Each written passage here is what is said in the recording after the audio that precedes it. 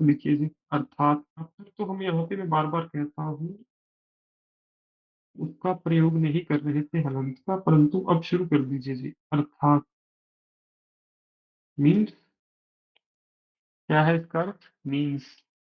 ठीक है, मैं आपको वो किताब भी भेज रहा हूँ जिसकी मैंने कल बात की थी, माफ कीजिए, मेरे मोबाइल में ही है वो। उस पुस्तक को मैं अब अपना आधार बना के आपको पढ़ाऊंगा, जब एक बार रिजल्ट आ जाएगा आपका। रिव्यू कंटेंट, या ये प्रिंट हो सकती है।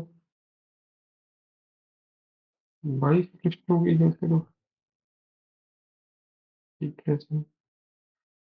जी जनाब, आपकी पुस्तक में सिर्फ 22 पृष्ठों की एक पुस्तक आएगी। 3-4 दिन में आप आराम से पढ़ सकते हो, पढ़ तो एक दिन में लोग, इतनी अच्छी है। परंतु हाँ, ये मेरा आधार रहेगा आज से। आज से नहीं, एक बार इसकी परीक्षा का आपका आ जाए, देखिए आप उसको पढ़ पा रहे हो जी।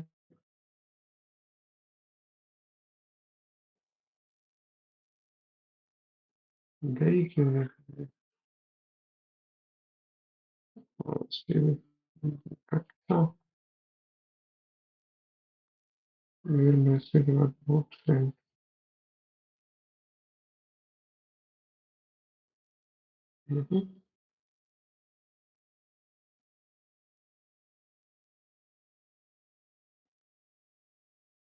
नहीं जा रहा। एक मिनट दीजिए जी, मैं आपको स्क्रीन पे दिखाता हूँ, क्योंकि वो अति आवश्यक है। मैं कल भी भूल गया और मुझे आज बुरा लग रहा है उस बात पे। एक सेकंड दीजिए, अभी आपके स्क्रीन पे आ जाएगी, तो उसको थोड़ी सी चर्चा भी कर सकते हैं।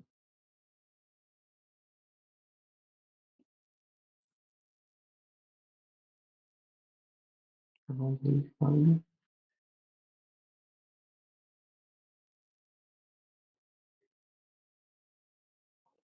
Okay, open file. माफ कीजिएगा इस समय थोड़ी सी, शायद ये चाहते ही नहीं कि मैं पुस्तक दिखाऊं आपको। कोई चिंता नहीं, जब तक हम यही करते हैं अपना काम। आइए, हमने चाहे ज्यादा हो जाए, ये करूंगा सर्वोत्तम। यहाँ पे ज्यादातर छात्रों को ये वहम रहता है कि आधा समय आएगा, ऐसा नहीं है जी। ठीक है, आधा समय नहीं आएगा जी यहाँ पे। ठीक है जी। उसके बाद आइए जी, 3 शब्द और लिखेंगे। स्वाभिमान, सेल्फ रिस्पेक्ट। आगे आइए जी, 2 शब्द। व्यक्तित्व, क्या होता है जी व्यक्तित्व, बताइए। पर्सनालिटी। पर्सनैलिटी, बहुत बढ़िया करेक्टर। जी। कैरेक्टर को व्यक्तित्व नहीं, कैरेक्टर को आप चित्र कहेंगे मैम, समझ गए जी। सर पर्सनल नहीं होता व्यक्तित्व।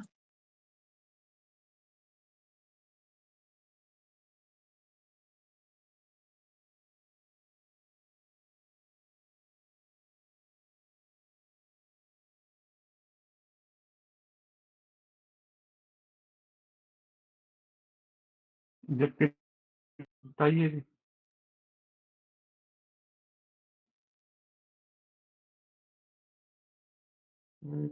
ओपन ही नहीं हो रही इसमें। कोई बात नहीं, व्यक्तित्व हो गया। आगे आइए जी, अगला लिखिए ओतप्रोत। इस शब्द का प्रयोग करोगे तो अच्छा रहेगा। ओतप्रोत क्या होता है जी? फील्ड। और अंतिम है दुर्दशा, समाज की दुर्दशा, व्यक्ति की दुर्दशा, बैड कंडीशन। ठीक है, तो 7 बज के पूरे 7 मिनट हो गए हैं। अब हम अपनी व्याख्या की शुरुआत कर रहे हैं। आज 11वीं कक्षा समाप्त हो जाएगी जी, कल से 12वीं कक्षा शुरू कर देंगे हम। तो आइए शुरू करते हैं अपना ये कार्य, यहाँ से नो वॉइस, मेरी आवाज आ रही है जी आपको? ठीक है। तो आजकल इंटरनेट कमजोर है शायद, इसमें मेरे छात्र को समस्या आ रही है, पहले ऐसा नहीं होता था आमतौर पर कोई बात नहीं। ठीक है। मानस जी अब ठीक है, आप बताइए। हाँ जी सर, अब आ रही है। ठीक है जी। तो आज हम जिन्हें पढ़ेंगे जी, ये हमने करना है अभी। ठीक है। चंपा के काले अक्षर नहीं चींटी, ये मैंने कल भी आपको छुड़वाया था कि इसको अंत में करेंगे, माँ बाप बाद में जाके। परंतु आज जिससे पहले हम सबको पढ़ेंगे, चले करके ले लो, के लिए खुदा नहीं लेनी चाहिए, आदमी का खाप सही कोई हसीन नजारा तो नजर के लिए जी स्थिति महत्वपूर्ण था। अक महादेव तक किया था ना कल हमने, बताइए। Yes sir. हाँ अकमहा विलास करा। हाँ, अक महादेवी। तो आपने ये सारी व्याख्या जो है अक महादेवी की आपकी सुन पे आएगी, ये लिखी सबने, बताइए मेरे साथ, कल मैंने लिखवाई थी। Yes sir. ठीक है। तो अब इससे आगे बढ़ते हैं। आज आज हमने दो कविताएं मुख्य तौर पर पढ़नी है जी। ठीक है। एक तो अवतार सिंह पाश, ये इकलौती कविता है पास जी की जो आपको पंजाब स्कूल शिक्षा बोर्ड 11वीं कक्षा की पुस्तक में भी मिलेगी, हरियाणा स्कूल शिक्षा बोर्ड 11वीं कक्षा की पुस्तक में मिलेगी, और सेकंड लास्ट कविता वहां पे भी है, यहाँ पे भी है। ठीक है। इकलौती कविता अवतार सिंह पाश। सम्मान है इनका, बहुत सम्मान है, क्योंकि इनकी कुछ कविताएं ऐसी हैं जो मुर्दा व्यक्ति को भी सोचने पर मजबूर कर देती हैं। मुर्दा कहने का तात्पर्य ये है कि आज हमारे समाज में 80 से 90% लोग, यदि आप किसी दिन बैठ के सोचो ना कर क्या रहे हो, कुछ नहीं कर रहे, वो हर रोज एक ही काम करते जा रहे हैं। जैसे अब आप जुडिशरी की प्रेपरेशन कर रहे हो, होगा क्या, उसके बाद आप जज बन जाओगे। जज बनने के बाद आपके जीवन में एक दौड़ रहनी चाहिए सारा जीवन की, हमने प्रगति करनी है, तरक्की करनी है, कुछ करना है जीवन में, अच्छा करना है। परंतु आज से एक जनरेशन पहले हमारी जनरेशन में 35 हो गया जी, 35। ठीक है। तो समस्या क्या है? 35 साल कि जब आप हो जाते हो, उन्हें मिलनी शुरू हो जाती है। ठीक है। तो उसके बाद व्यक्ति क्या करता है, जब एक तनख्वाह आनी शुरू हो जाए, उसके बाद आप अपने जीवन में कुछ नया नहीं सोचते, आपके उतने ही खर्चे हो जाते हैं, और वैसे ही आप अपना घर चलाना शुरू कर देते हो। उस पे कविता है, बड़ी अच्छी कविता है। आशा कर रहा हूँ आपको आवाज आ रही है मेरे साथ। हाँ जी। तो आपका यदि कोई ऐसी समस्या है, आप एग्जिट करके दोबारा मीटिंग में आ जाया करो। मैंने मीटिंग ओपन रखी है, इसमें आपको परमिशन लेने की अब आवश्यकता नहीं होती। ठीक है। तो एक बार क्विट करके वापस आके देखा करो, सब ठीक हो जाएगा। तो अवतार सिंह पास कविता पढ़ेंगे पहले आप, फिर आपकी मैं सहायता करूंगा। टेबल भरना शुरू करो पहले।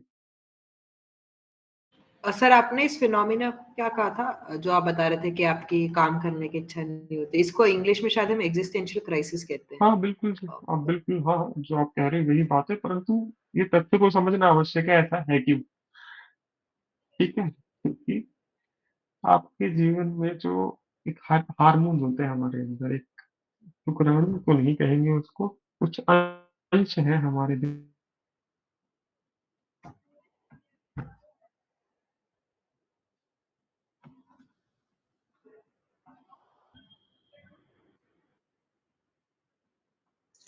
Sir, voice issue.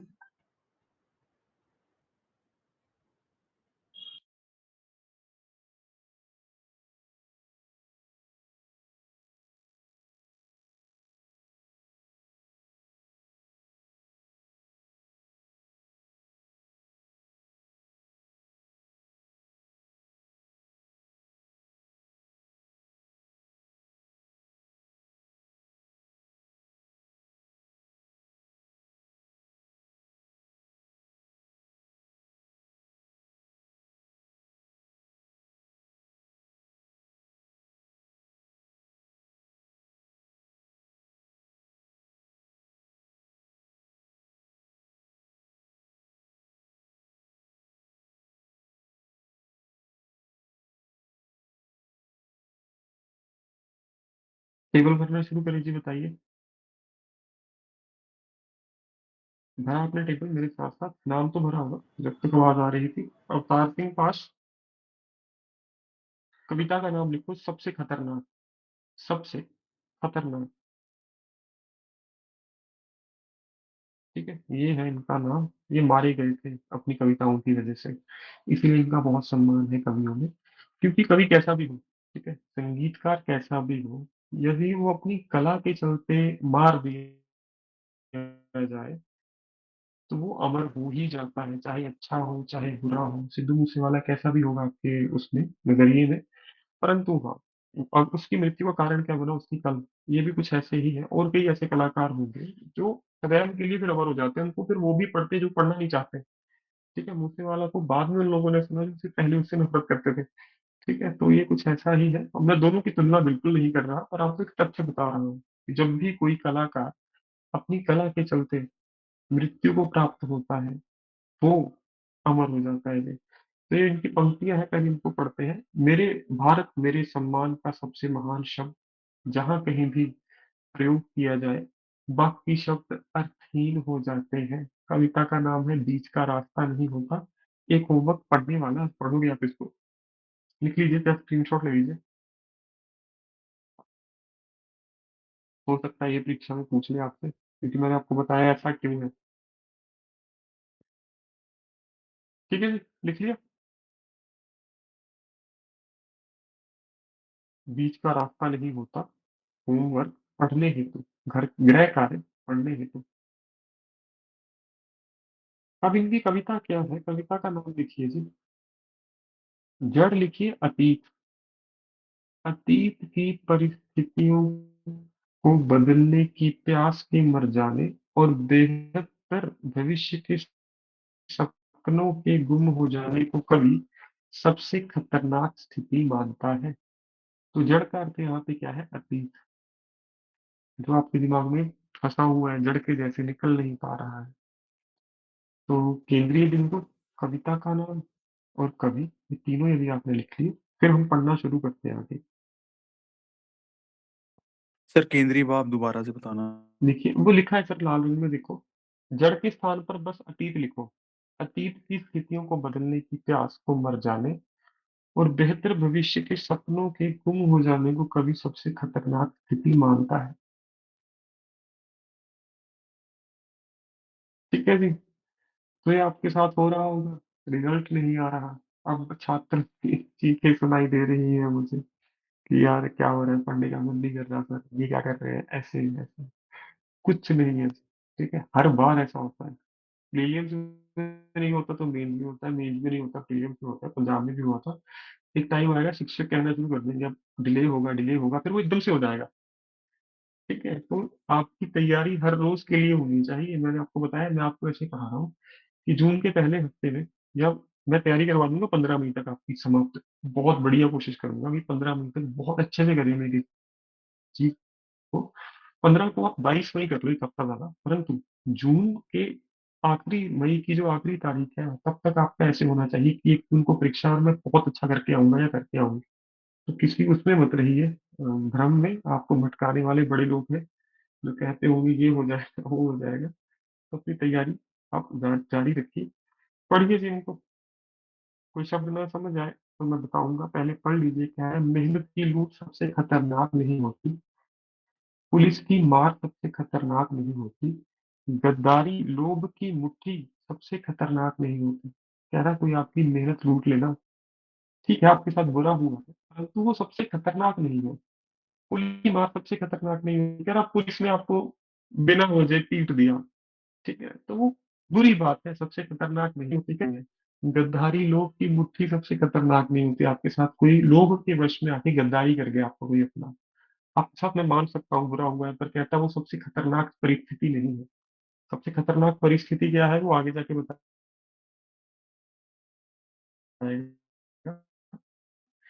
कह रहे बैठे बिठाई पकड़े जाना बुरा तो है, कह रहे आपने कोई गलती भी नहीं की और आप घर पे बैठे या कहीं बैठे बिठाए पकड़े गए किसी दोष में जो आपने अपराध किया ही नहीं है, बुरा है।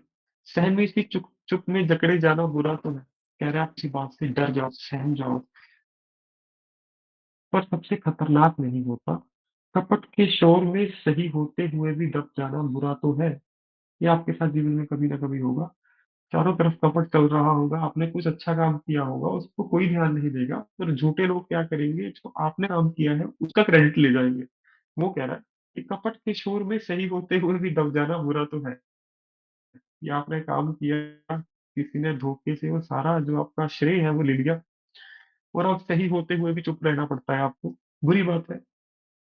किसी जुगनू की लौ में पढ़ना बुरा तो है, मतलब आप इतने गरीब हो, पढ़ने के लिए आपको रोशनी भी कहीं से प्राप्त नहीं हो पा रही है, तो आप इतनी बुरी परिस्थिति से गुजर रहे हो जीवन में कि ऐसी परिस्थिति है कि आप बिजली का भी आप नहीं कर सकते प्रबंध। बुरा गरीबी है।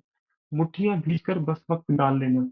मुट्ठी भीग कर वक्त वक्त निकालना मुहावरा है जी, क्या अर्थ होता है बताइए। कंजूसी करके मतलब अपना जीवन व्यतीत करना। कंजूसी करके समय व्यतीत करना, बहुत बढ़िया जी। कह रहा है कंजूसी करके आप समय व्यतीत कर रहे हो गरीबी की वजह से। बुरा तो है, सबसे खतरनाक नहीं होता। अगली पंक्तियां पढ़िए और समझने की कोशिश करिए कहना क्या चाहता है।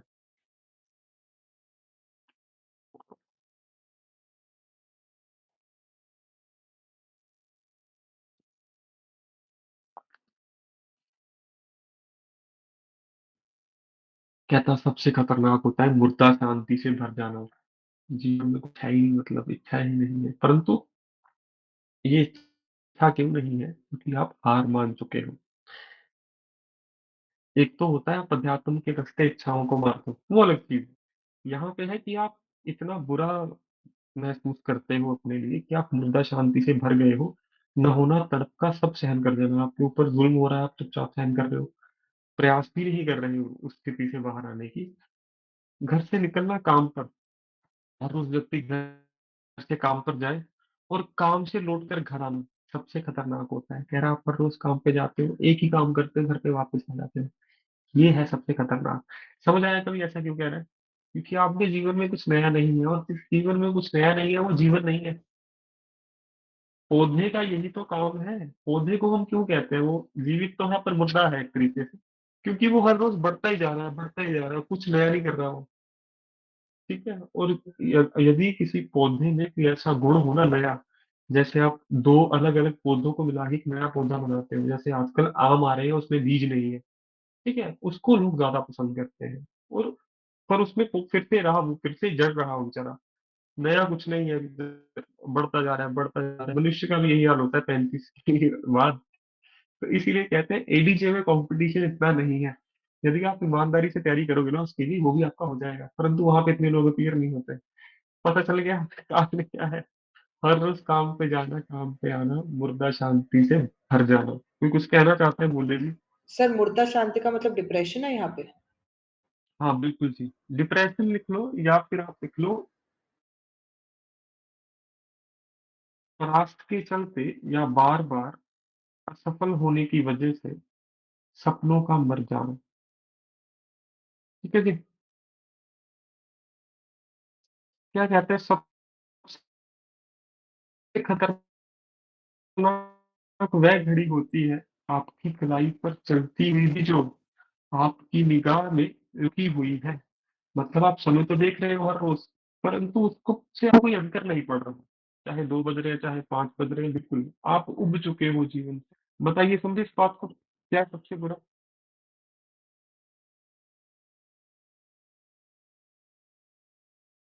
कलाई वाली बात समझ आई, मैं पूछ रहा हूँ आपसे। आगे मुझे क्या कह रहे हैं हमारे कवि जी? सबसे खतरनाक है आप होती है, सबसे महत्वपूर्ण बात है। मुस्कान जी बोलिए, क्या प्रश्न है जल्दी।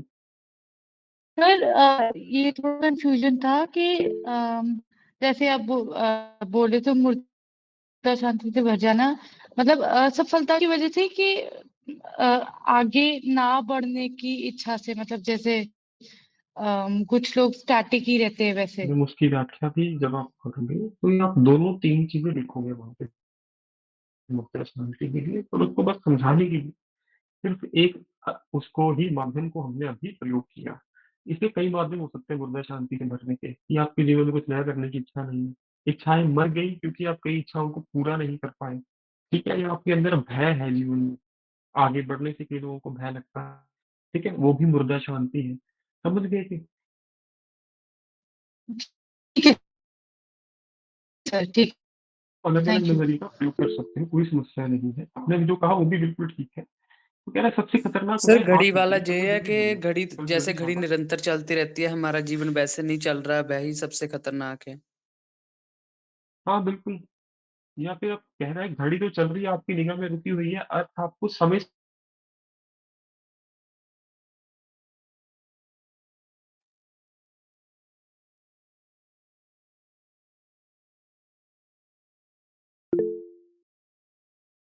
सर आपकी वॉइस सर नहीं आ वॉइस रही नहीं है, आ रही। ऑडिबल नहीं है।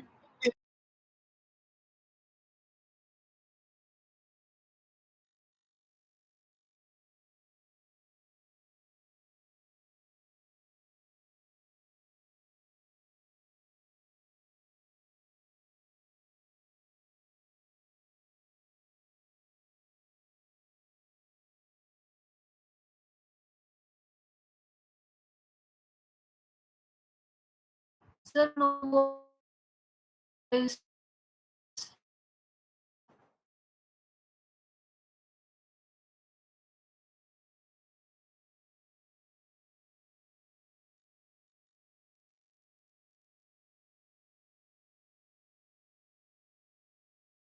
ठीक है जी, बड़े आके बताओ। नहीं, नहीं, निश्चिंत रहिए, नो वॉइस कोई टेंशन नहीं।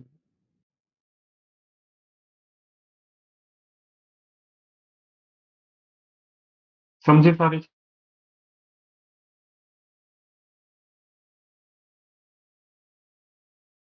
छात्र घड़ी वाली बात को? बताइए, एक बार दोबारा आगे रिपीट बढ़ते हैं। करना। सर क्या आवाज देखिए आनी बंद हो गई थी तब। हाँ जी, हाँ जी, कोई चिंता नहीं है। घड़ी वाली बात पे लिखिए जी कि ऐसा समय मनुष्य के लिए घड़ी पर जो समय है उससे कोई अंतर नहीं पड़ रहा। मतलब घड़ी तो चल रही है, परंतु वो आपको समय से फर्क नहीं, ये है शाम है, बस आप मुर्दा शांति दी जा रही है आपकी कलाई पे, परंतु आपकी निगाह में, आपके पर्सपेक्टिव में तो वो रुकी हुई है। आपको समय से भी फ़र्क पड़ना बंद हो गया है। ठीक है? ठीक है जी। आगे आइए।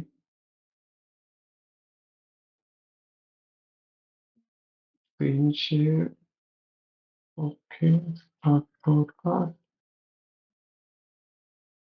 हाँ जी, आगे लीजिए। व्याख्या से किसी की करेंगे, अब तो जितना पढ़ा ना, वो इतना महत्वपूर्ण नहीं था, परंतु अब जो करेंगे उससे महत्वपूर्ण कुछ भी नहीं है। ठीक है? सबसे खतरनाक वह आँख होती है जो सब कुछ देखती हुई भी जमी बर्फ होती है। स्क्रीन पे दिख रहा है आपको ये? बताइए। तो इन पंक्ति को एक बार पढ़ो, व्याख्या मैं आपको समझाता हूँ इसकी।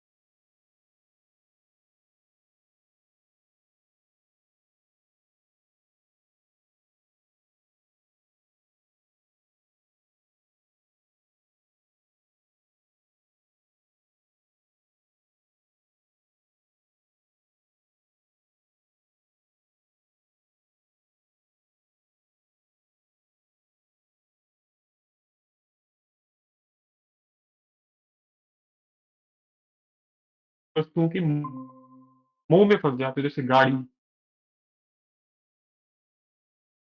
घर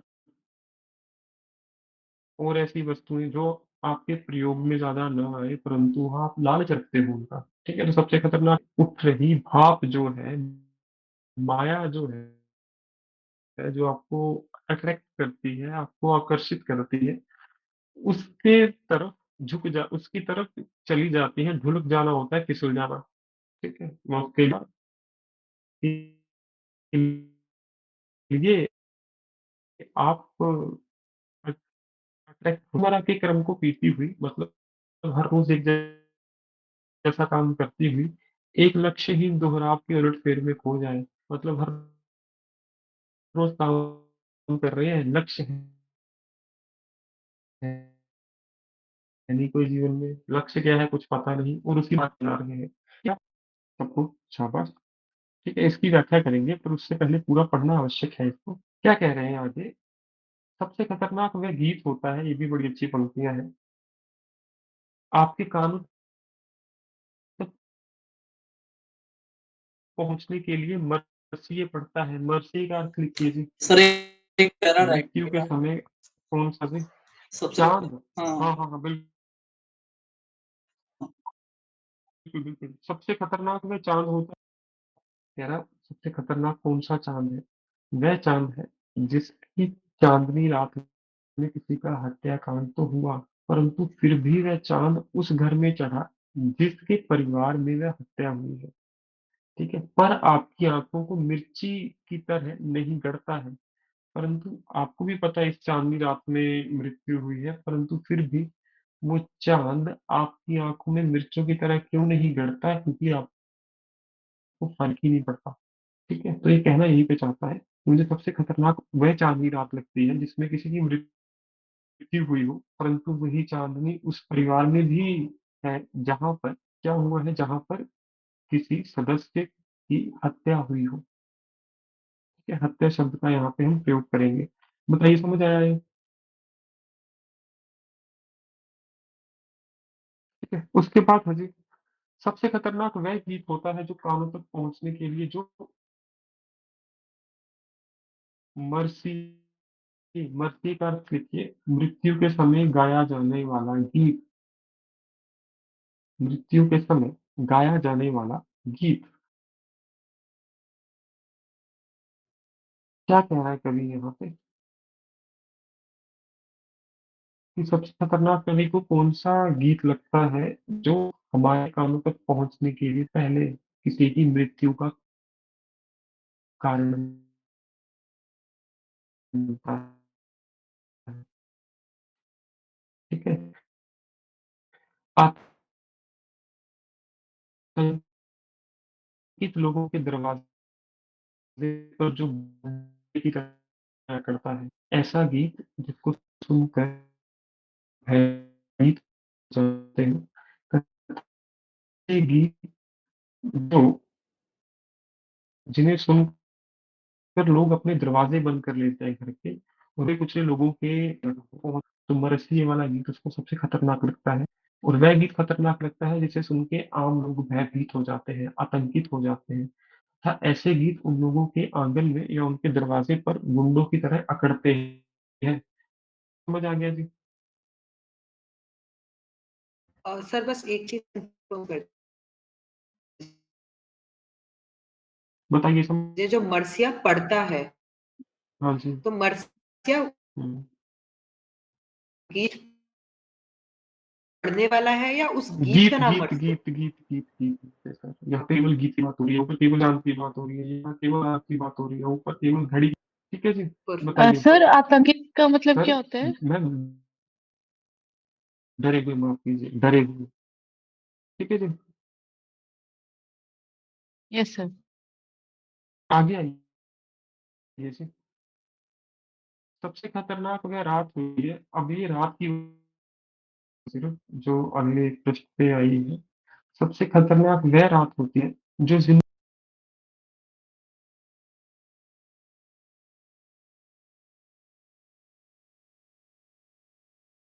बताओ कोई छात्र?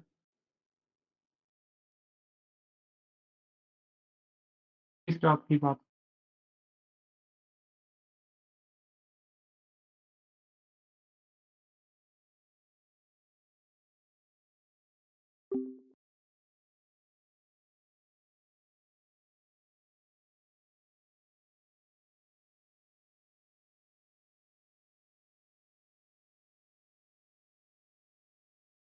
फिर आप कोई अपने ज़मीर का सौदा कर लेता है और उनकी जो जिंदा रूह थी, मतलब जिंदा रूह का यहाँ पे क्या अर्थ है कि व्यक्ति जो जो व्यक्ति अपना बहुत सम्मान करता है उसे क्या कहते हो आप बताओ मुझे, कुछ शब्द जानना चाहता हूँ मैं उसके लिए, क्या कहते ਜਿਹੜਾ हैं ਬੰਦਾ उसे? ਆਪਣੀ आत्मा मार के कोई काम करे। उस व्यक्ति को क्या कहते हैं? खिला होता है जो। खुददार ਹਾਂਜੀ कहते हो, खुददार कहते हो आप, ईमानदार बिल्कुल कहते बिल्कुल हो आप। तो जिस रात कोई ईमानदार अपना ईमान बेचता है ना, कह रहा है, जिंदा रूह के आसमान, वही सब रात सबसे खतरनाक है, जिसमें सिर्फ उल्लू बोलते हैं और हुआ हुआ करते गीदड़। कह रहा ऐसी रात जिसमें कोई कुछ नहीं कह रहा, चाहे किसी का जमीर बिक रहा है, चाहे कोई अपने जमीर का सौदा कर रहा है, परंतु आपको आवाजें किसकी सुनती है? उल्लू। उल्लू बोलने का अर्थ क्या होता है बताओ? मुहावरा है उल्लू बोलना, बताइए। उजाड़ होना। सन्नाटा। नहीं। और सन्नाटा। बताइए जी। बताइए बताइए।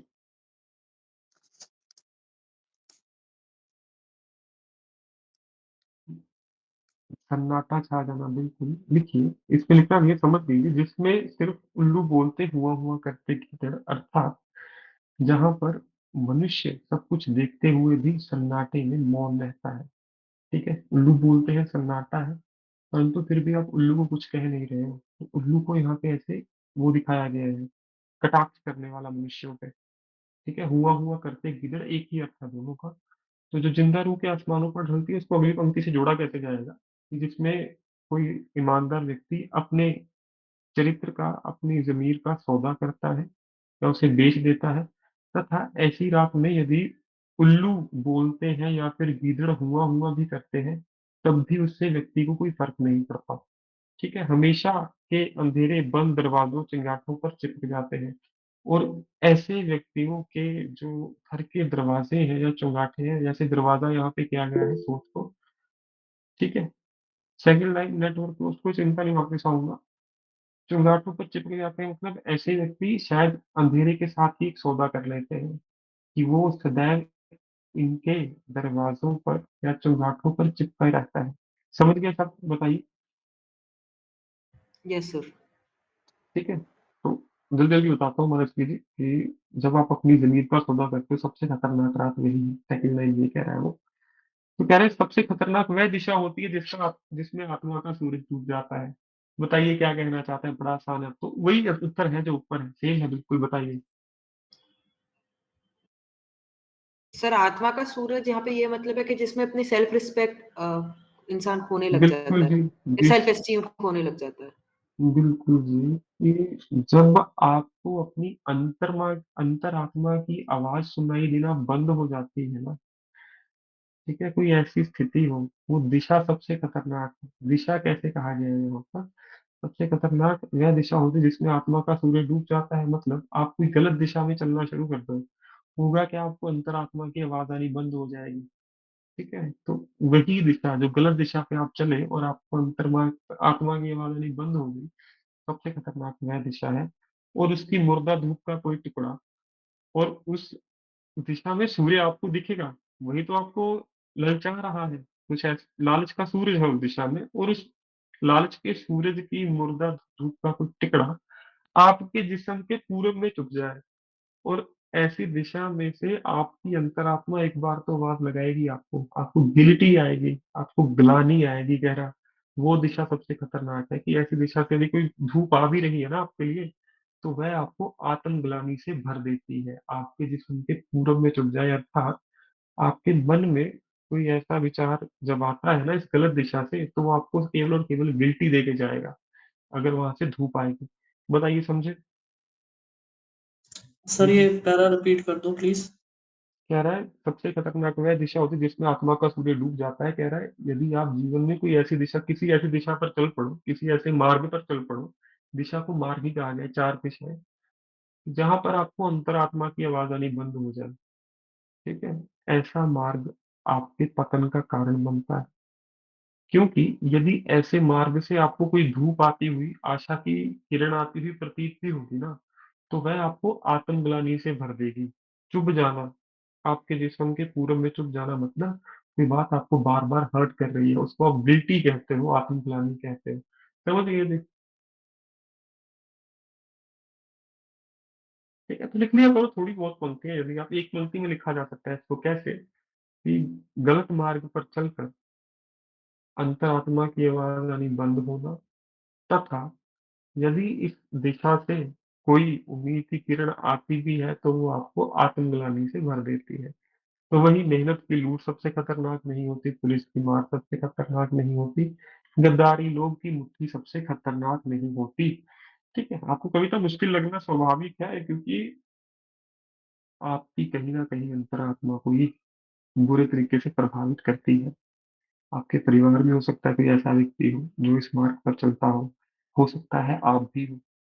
ठीक है, देखिए हर रोज यदि आप केवल पढ़ते ही जा रहे हो, पढ़ते ही जा रहे हो, पढ़ते ही जा रहे हो, बिल्कुल 50 दिन तक लगातार मान लो पढ़ा और कुछ नहीं किया, तब भी मैं आपको कहूंगा आपने कोई बहुत समझदारी वाला काम नहीं किया। पढ़ने के साथ साथ आप कोशिश करो पढ़ाई का कुछ काम भी लिया जाए उससे। ठीक है, जैसे अगर आप पढ़ते पढ़ते थोड़ा बोर हो जाओ, गीत गुनगुना लो, अकेले में डांस कर लो। मुझे सबसे अच्छा ही लगता है कि जब अकेले में कमरा बंद करके ईयरफोन लगा के नाचो 10-15 मिनट, थकावट नहीं होती, दिन की सारी थकावट उतर जाती है। तो यदि आप केवल एक ही काम हर रोज कर रहे हो ना पागलों के जैसे, कुछ नहीं, आप सबसे खतरनाक काम कर रहे हो। ठीक है, यही कह रहे हैं कवि, तो इसीलिए कविता समझ आने में समय लगाती है, परंतु जैसे जैसे आप बड़े होते जाओगे आपको सब समझ आना शुरू हो जाएगा, क्योंकि फिर आपकी इसकी हर पंक्ति आपको समझ आएगी, मैं ये गलती कर रहा हूँ या कर रही हूँ। ठीक है, तो आइए केवल इसकी यही हम पंक्तियां पढ़ेंगे, क्योंकि इसके आने की संभावना ज्यादा है। ठीक है, आइए जी फिर करते हैं इसको।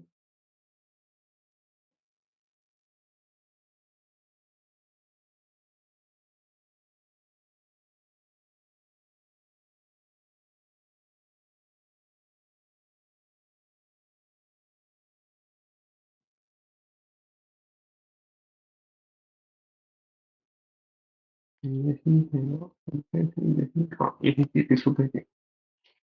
लिखिए जी, व्याख्या। आशा करता हूँ आपको समझ आई, और यदि परीक्षा में ये आ गई तो आपको खुशी होगी देख के। यह पद्यांश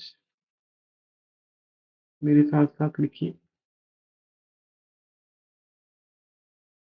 आधुनिक काव्य के जाने माने कवि,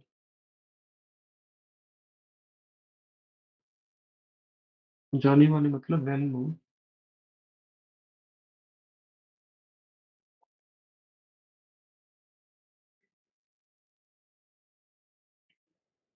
अवतार सिंह पाश जी की रचना। और आपको थोड़े दिनों बाद ये समझ आएगा कि जिस कविता का शीर्षक उसकी पंक्ति में लिखा है वो सबसे आसान कविता है। वो 2 दिन बाद पढ़ के आप दोबारा उस पर ध्यान नहीं देंगे। मुश्किल क्या होता है, पंक्तियां कुछ हो रहा है, शीर्षक कुछ हो रहा है। ठीक है, सबसे खतरनाक।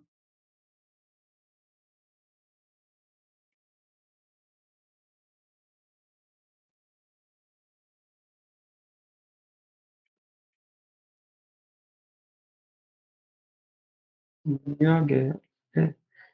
ये पद्यांश आधुनिक काव्य धारा के जाने माने कवि अवतार सिंह पारसी की रचना सबसे खतरनाक से लिया गया है। अब लिखते हैं इसका केंद्रीय भाव। इन पंक्तियों में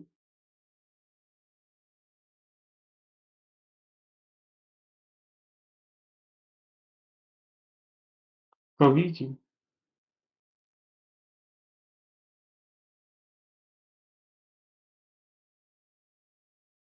हमारे जीवन में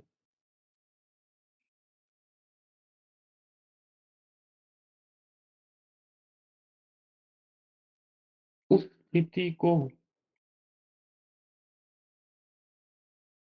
सबसे भयावह बता रहे हैं।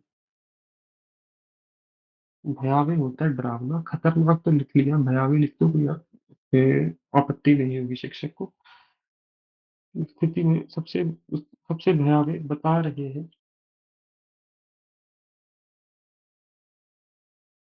जब एक मनुष्य प्रगति,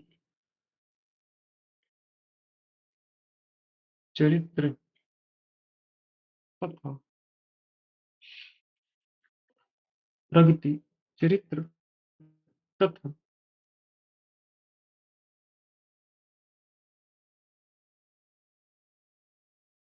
आनंद के प्रति असंवेदनशील हो जाता है। बहुत मुश्किल लगा ये लिखना, परंतु बना दिया। सुबह वाले ही पढ़ाता हूँ क्या लिखवाया था। ये ज्यादा अच्छा है, क्योंकि इसको आप दोबारा पूरी व्याख्या में लिखोगे नहीं, और ये सबसे महत्वपूर्ण होता है कि आप भावार्थ, केंद्रीय बिंदु, केंद्रीय भाव, सेंट्रल आइडिया कुछ ऐसा लिखो जो व्याख्या में दोबारा न लिखना पड़े, क्योंकि दोबारा लिखोगे उसको क्या संदेश जाएगा कि छात्र में कमी है कुछ। बताइए, समझ आ गया? सुबह वाली भी पढ़ा देता हूँ आपको। सुबह क्या लिखा था? कवि जी कहते हैं कि ऐसी परिस्थितियां सबसे खतरनाक है जिसमें व्यक्ति संवेदनशीलता ही भूल जाता है। सुबह मैंने ये लिखवाया था। संवेदनशीलता भी होता है सेंसिटिविटी। ठीक है, बताइए। तो एक ही व्यक्ति ने दो बातें लिखी है, तो दूसरी बार उसको और अच्छा करके लिखा है। ठीक है, तो वापस चलते सर हैं अपने उत्तर पे। लिखिए।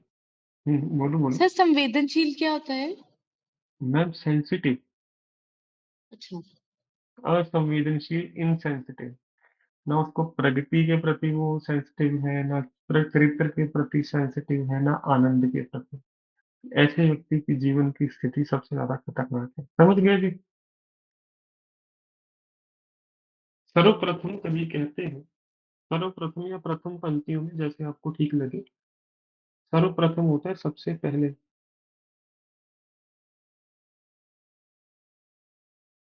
कवि कहते हैं कि सबसे खतरनाक वह आंख होती है, सबसे खतरनाक वह आंख होती है। ज्यादा से ज्यादा हमने शब्दों का प्रयोग कविता से ही करना है, ध्यान रखिएगा। सबसे खतरनाक वह आंख होती है जो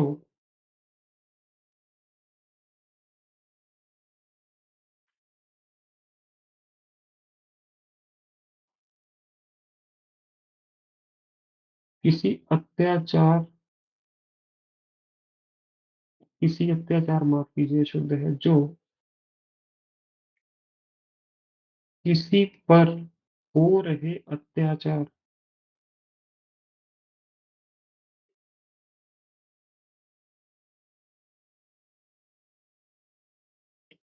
को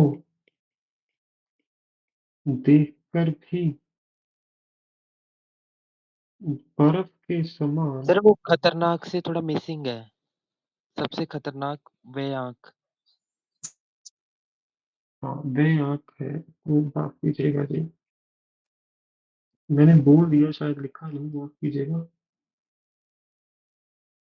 सर मेरे को चेक करना था कि आँख में सिर्फ बिंदी लगा सकते हैं या फिर वो चंद्र बिंदु चंद्र आएगा? बिंदु, चंद्र बिंदु, हाँ जी, चंद्र बिंदु ही चंद्र आएगा बिंदु। जी। चंद्र बिंदु। Okay sir, okay sir. परंतु क्योंकि उसने भी लगाया है, वे आंख है जो, ठीक है, वह आंख है जो किसी पर हो रहे अत्याचार को देखकर भी बर्फ के समान, बर्फ के समान कोई प्रतिक्रिया नहीं देती है। क्या होता है जी प्रतिक्रिया, बताओ? रिएक्शन। रिएक्शन, बिल्कुल। लिखिए, ऐसे मनुष्य की आंख है,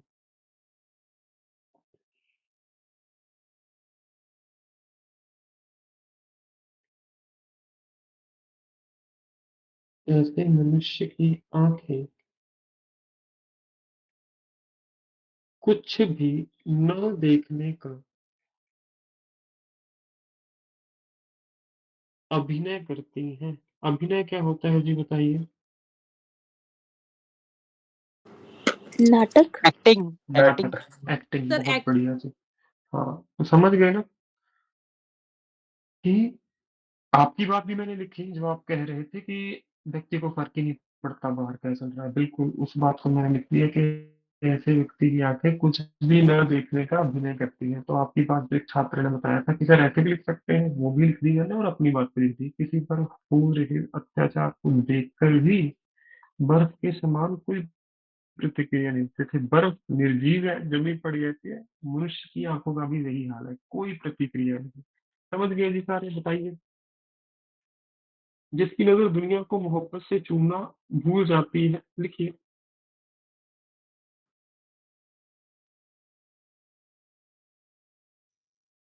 वह व्यक्ति जो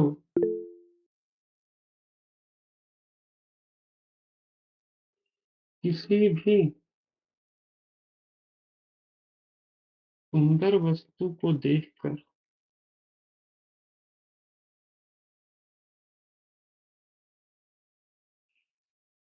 वह व्यक्ति जो किसी भी सुंदर वस्तु को देखकर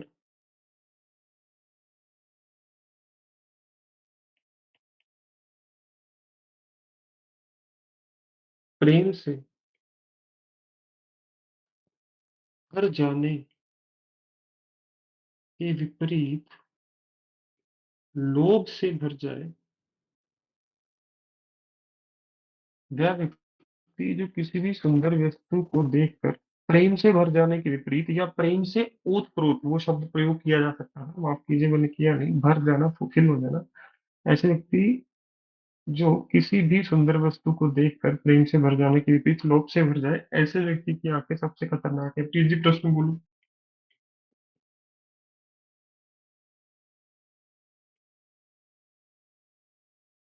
क्या कह रहे हो प्लीज जी? आपका हैंड रेस है। ऐसे व्यक्ति की आंखें सबसे खतरनाक है। समझ गए जी मैंने क्या लिखा है यहाँ पे सभी छात्र?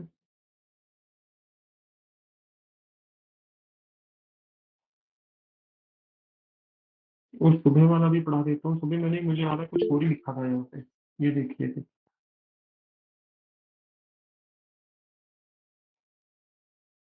हाँ, ये लिखा है सुबह वाला, इसका उत्तर आप फिर भी यही पढ़िए।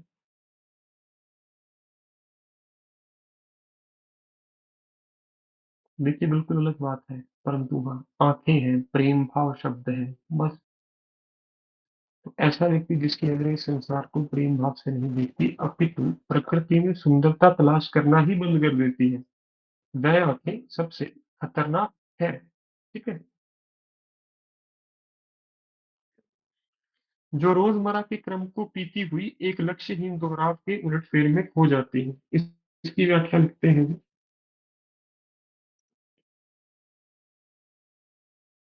दो पंक्तियां हैं बस, आपकी व्याख्या लगभग पूरी हो जाएगी जी। लिखिए।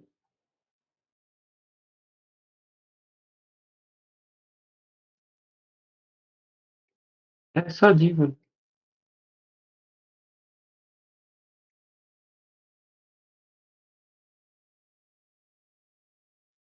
जो प्रतिदिन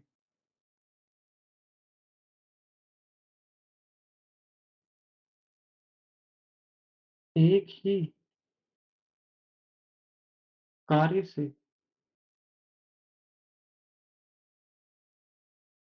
ऐसा जीवन जो प्रतिदिन एक ही कार्य से संपन्न हो रहा तथा रोजमर्रा का जीवन एक लक्ष्यहीन चक्र का रूप ले ले, ले ले नहीं, रूप धारण कर ले, माफ कीजिए, ले ले अच्छा नहीं लगेगा, धारण कर ले,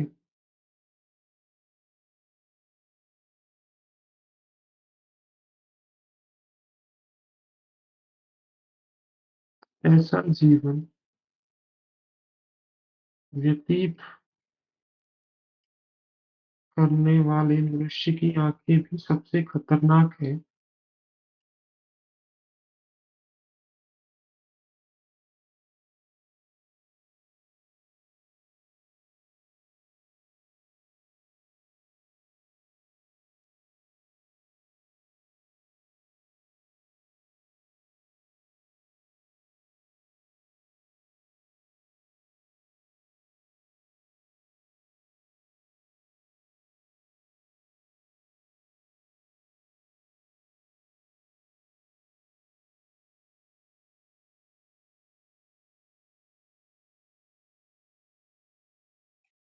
Sir, no voice, no screen, sir.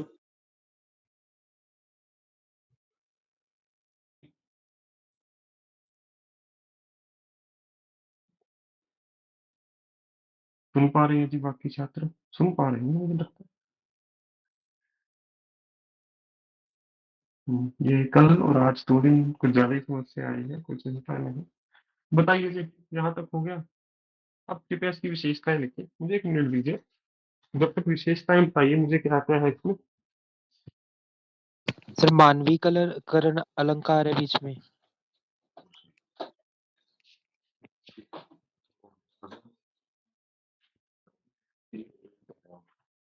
हाँ जी, माफ कीजिएगा। बताइए कौन सा अलंकार है? हाँ, मानवीकरण है, कैसे बताइए जी? सर वो दिशा देख रही है, तो मतलब ऐसे सब ये सब वो बोल रहे हैं दिशा नहीं कविता नहीं में। नहीं, इनमें सिर्फ पंक्तियां एक 5 आएंगी जी परीक्षा में, इसमें से बताओ। ओ, इसमें से हम्म, सर आंख बर्फ की तरह जमी हुई है। तो मानवीकरण नहीं हुआ जी, बर्फ की तरह तो पानी भी जम जाता है। हाँ जी।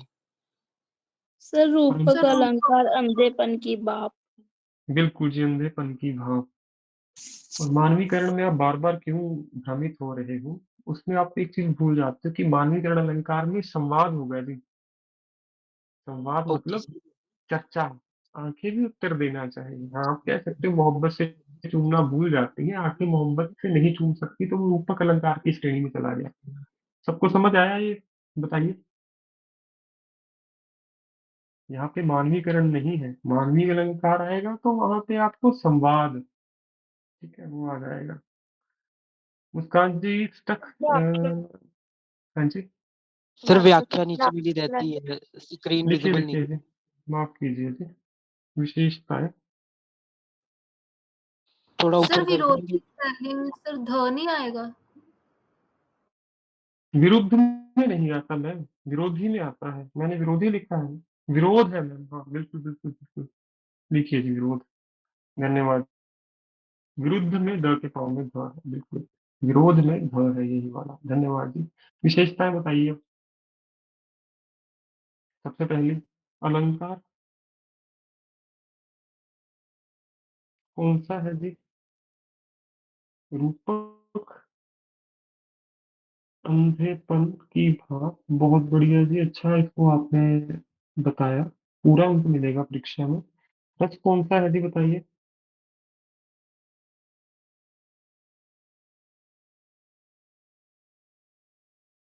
ये बता सकता है कौन सा रस है?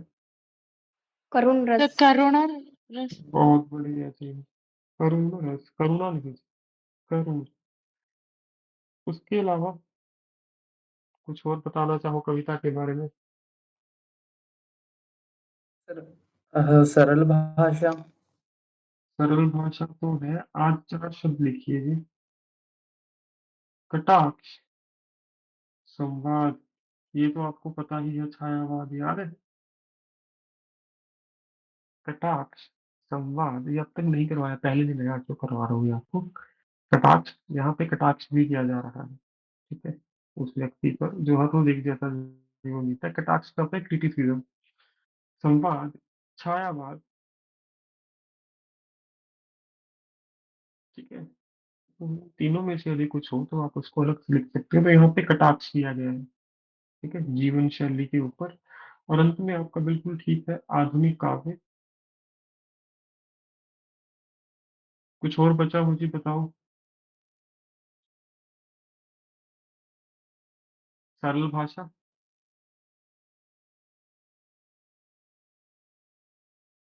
ठीक है, तो अब हम ऐसे छोटा लिख रहे हैं परंतु इसको लिखा अच्छा जाएगा। यदि कोई छात्र दूसरी तीसरी कक्षा लगा रहा है, निर्भय रहिए, निश्चिंत रहिए। एक हफ्ता हम पहले ही कर चुके हैं, परंतु आप अगले बिंदु से सब समझ पाओगे। अभी केवल लिखिए हर रोज, ताकि आपकी गलतियां कम हो। बताइए, सब समझ गए जी व्याख्या? संतुष्ट है इस व्याख्या से या कुछ कोई गलती है कृपया बताइए। कटाक्ष को कैसे लाइन में लिखेंगे? ये कटाक्ष कविता है। नहीं, इन पंक्तियों में आधुनिक जीवन शैली के ऊपर कटाक्ष किया गया है, ठीक है सर। क्रिटिसाइज किया गया है आधुनिक जीवन शैली जो आजकल बन चुकी है। और प्रश्न जी किसी का बताइए।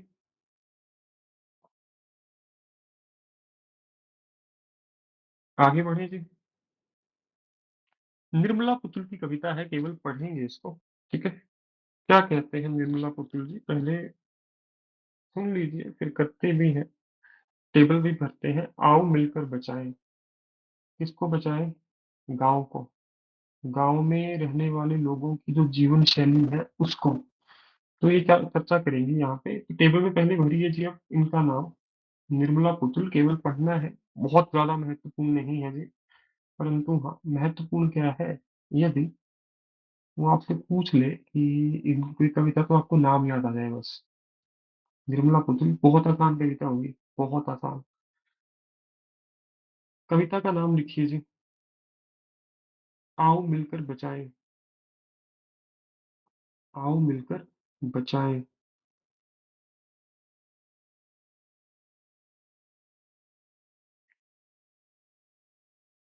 ये है इसका केंद्रीय भाव कि प्रकृति के विनाश और विस्थापन। विस्थापन होता है जब आप स्थानांतरित होते हो, गांव से शहर जाते हो, के कारण आज आदिवासी समाज संकट में है, जो कविता का मूल स्वर है। ठीक है जी।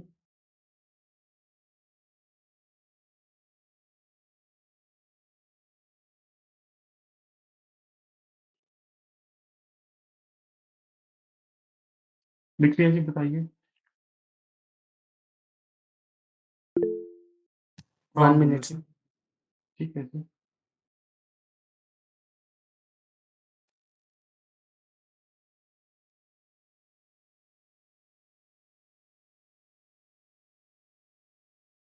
आओ मिलकर बचाएं। सर विस्थापन का आपने क्या बताया था? अगर आप एक जगह से दूसरी जगह जाते हो, रिफ्यूजीज क्या कहते हैं इसको अंग्रेजी भाषा में, माइग्रेशन। बताएं। माइग्रेशन। माइग्रेशन। Okay sir. विस्थापन कहते हैं आप उसको। ठीक है जी, समझ गए सभी छात्र क्या है विस्थापन? सर कवित्री का नाम दिखाना। जी जनाब, निर्मला पुतुल।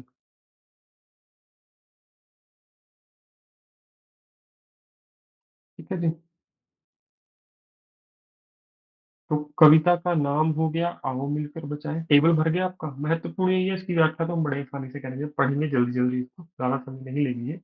अपनी बस्तियों को नंगी होने से, शहर की आबो हवा से बचाएं। नंगी होने से अर्थ ये है, बस्तियों के आसपास जंगल ने उसको ढका है, घर पे घास फूस ने आपके घर को ढका है। परंतु आजकल पक्के मकान बनते जा रहे हैं, बस्तियों में आदिवासियों के पास भी शहरी लोग पहुंच रहे हैं। कवित्री कहती है उसे मिलकर बचाना है हमें, इन बस्तियों को, जो विस्थापन के कारण जैसे जैसे शहर बड़ा हो रहा है, लोग शहर से बाहर भी जा रहे हैं, परंतु इसका नुकसान किसको हो रहा है? आदिवासी गांव वाले लोगों को। समझ गए नंगी होने से क्या अर्थ है यहाँ पे, बताइए। कि शहरी संस्कृति का प्रभाव पड़ना, खाली होने से लिख सर। लीजिए नंगी। है जी, सर नंगी होने खाली का अर्थ होने से। लिखिए। ना, शहरी संस्कृति के प्रभाव से। सर आधुनिकरण लिख सकते हैं? हाँ हाँ बिल्कुल जी। Okay sir. यही पंक्ति आपको समस्या में डाल सकती है और तो कोई भी नहीं है। ये आधुनिक शहरी संस्कृति के प्रभाव से, नंगी होने से। ठीक है, आधुनिकीकरण कहना। तो शहर की आबो, वो आगे जाके उसने बताया कि शहर की आबो हवा से बचाएं उसे, कि शहर की जो आबो हवा है, शहर का जो रहन सहन है, वहाँ की जो दूषित हवा है, आओ उससे अपनी बस्तियों को मिलकर बचाएं। आगे कवित्री कहती है, बचाए डूबने से पूरी की पूरी बस्ती को हाड़ियां लिखो हड्डियों का ढेर, हाड़ियां का अर्थ लिखो हड्डियों का ढेर। और ये हाड़ियां है क्या, कोई बताना चाहेगा? हड्डियों का ढेर है इसका और अर्थ बताओ। शराब बनाने वाला बर्तन, दो अर्थ है इसके। ठीक है, दोनों मिलेंगे आपको गूगल पे प्राइवेसी।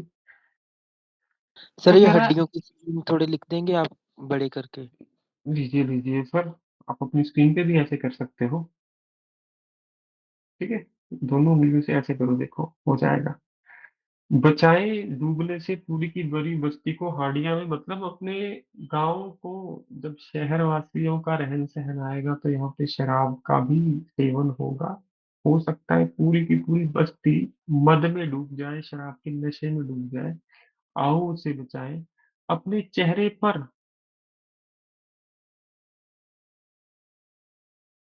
अपने चेहरे पर संथाल परगना की माटी का रंग, भाषा में झारखंडीपन, मतलब सांवलापन है जो। संथल परगना की मिट्टी, परगना गांव को कहते हो, संथाल गांव की मिट्टी का रंग है भूरा, थोड़ा डार्क ब्राउन। ठीक है, थोड़ा ज्यादा भूरा है, तो कह रहे हैं अपने चेहरे पर ये जो हमारा थोड़ा ज्यादा सांवला रंग है वो बचा रहना चाहिए। भाषा में झारखंडी पर, मतलब झारखंड के किसी आदिवासी क्षेत्र के लिए लिखी गई है कि हमारी भाषा भी जो मातृभाषा है वो बची रहनी चाहिए। ठंडी होती दिनचर्या में जीवन की गर्माहट, मन का हरापन, भोलापन दिल का, अक्खड़पन, जुझारूपन भी। ठंडी होती दिनचर्या में मतलब समय के साथ साथ हमारा जो रूटीन पहले बहुत मुश्किल था, दिनचर्या मुश्किल थी, वो अब कम होना शुरू हो गया है। जैसे गाँव से दूर दूर पानी लेने जाना पड़ता है, लकड़ी लेने जाना पड़ता है, धीरे धीरे वो जो संघर्ष है वो कम होता जा रहा है। दिनचर्या जो है आपकी थोड़ी आसान बनती जा रही है, और उसमें जीवन की गर्माहट फिर भी बची रहनी चाहिए। क्योंकि अगर गांव वाले लोग एक दूसरे की सहायता नहीं करेंगे, मिलके नहीं रहेंगे, तो उनके बीच जो संबंध है वो उतनी गर्माहट नहीं रहेगी, उसमें मतलब अपनापन नहीं रहेगा। मन का हरापन, मतलब मन के अंदर जो रंग है हरापन, ठीक है, हरियाली। तो मन में जो हमारे विचार हैं अच्छे दूसरों के प्रति वो बचे रहने चाहिए। भोलापन दिल का, कि आपके अंदर जो भोलापन है, निष्कपट हो आप, वो बचा रहना चाहिए। अक्खड़पन होता है, थोड़ा सी खड़ी बोली है आपकी, थोड़े से आप कई बार रूठ जाते हो दूसरों से। जुझारूपन भी मतलब आपके अंदर संघर्ष की भावना भी बची रहनी चाहिए। सबको समझ आया जी? बताइए। सर परगना ते संथाल का की मतलब है जी? सर संथाल एक क्षेत्र का नाम है, परगना गांव को कहते हैं। ठीक है, तो लिख सकते हो संथाल गांव की मिट्टी के रंग के जैसा रंग। ठीक है, संथली भाषा भी तो है, पता है आपको संथली भाषा किसकी भाषा है? जी जी सर, अपने स्केड्यूल च हाँ, भी है जी आज। द्रौपदी मुर्मू, ठीक है से उनकी भाषा है ये। अपने राष्ट्रपति जी हैं आदरणीय। भीतर की आग, धनुष की डोरी, तीर का नुकीलापन, कुल्हाड़ी की धार, जंगल की ताजा हवा, नदियों की निर्मलता, पहाड़ों का मौन, गीतों की धुन, मिट्टी का सेंधापन, फसलों की लह लहाहट। लह लहाहट होता है लहराना। तो कहता है भीतर जो हमारी आग जल रही है ना, मतलब भीतर हमारे अंदर कौन सी आग जल रही है? कुछ करने की, जीवन को जीने की, संघर्ष के साथ। धनुष की डोरी, शिकार करने के लिए जो धनुष है वो बचे रहने चाहिए। तीर का नुकीलापन, मतलब मेहनत करके जब हम तीर को नुकीला बनाते हैं, वो जो कला है धनुष बाण की, वो जिंदा रहनी चाहिए। कुल्हाड़ियों की धार जिंदा रहनी चाहिए, जिससे वो पेड़ काट कर अपना भोजन तैयार करते हैं आग जलाकर। जंगल की ताजा हवा, जंगल भी बचे रहने चाहिए। नदियों की निर्मलता, नदियों में जो निर्मलता है, नदियों में जो पवित्रता है, जो शुद्ध पानी है, वो बचा रहना चाहिए। पहाड़ों का मौन, मतलब पहाड़ भी बचे रहने चाहिए, अन्यथा पहाड़ भी काटे जा रहे हैं। मिट्टी का सेंधापन, मिट्टी में केमिकल, केमिकल को क्या कहते हैं हिंदी में बताओ? रसायन। रसायन। हाँ, मिट्टी में रासायनिक पदार्थों को मिलाने से बचना। फसलों की लहलहाहट, फसलों जब लहराती है ना, वो लहराने वाले जो दृश्य हैं गाँव में, वो बचे रहने चाहिए। बताइए, समझ गए? तो एक जो सपनों का गांव होता है, कुछ ऐसा है ये। ठीक है, नाचने के लिए खुला आंगन, आज भी गाँव में बड़े-बड़े घर हैं, तो कह रहे हैं नाचने के लिए खुला आँगन होना चाहिए। आँगन बंद नहीं होना चाहिए, कोई भी आए, वो सबके लिए आँगन खुला है आपका। गाने के लिए गीत, जो आपके लोकगीत हैं, वो बचे रहने चाहिए। हँसने के लिए थोड़ी-सी खिलखिलाहट। आजकल व्यक्ति खुल के नहीं हँसते, शर्माते हैं, कोई हमें गलत समझ लेगा, परंतु गाँव में कहते हैं कि खुल के हँसना।